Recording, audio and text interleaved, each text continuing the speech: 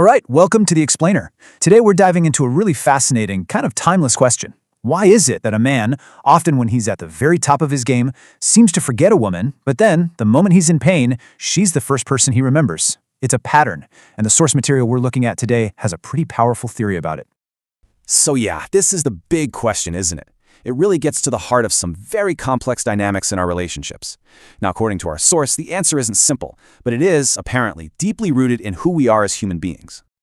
Okay, so to even begin to unpack this, the source material says we have to start with a fundamental truth about all of us. We are all dependent. I mean, think about it. A child on a parent, partners on each other, friends, our entire lives are woven together by these connections. This idea of dependency is really the foundation for everything that follows. Now, building on that idea of dependency, the source argues that a man essentially lives two very distinct lives. There's one life lived in the sunshine of success and a whole other life lived in the shadow of hardship.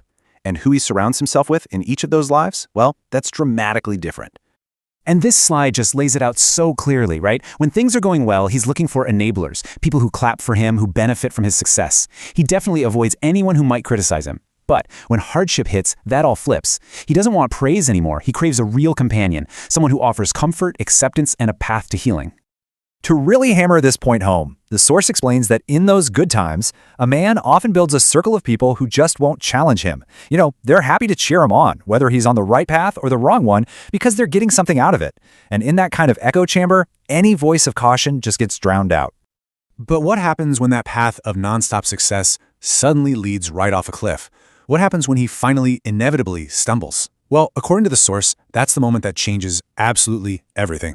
And look, we're not talking about just a minor setback here.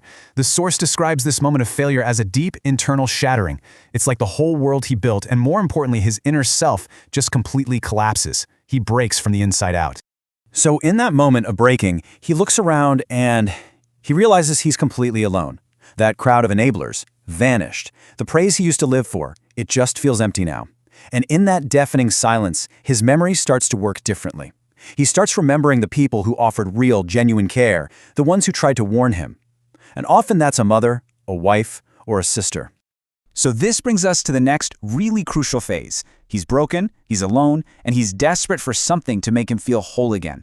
So why, according to the source, does he specifically turn to a woman in this moment of crisis?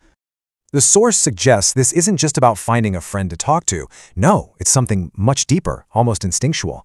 He's searching for a very specific type of energy, an energy that is believed to have a unique power to heal someone who is truly broken.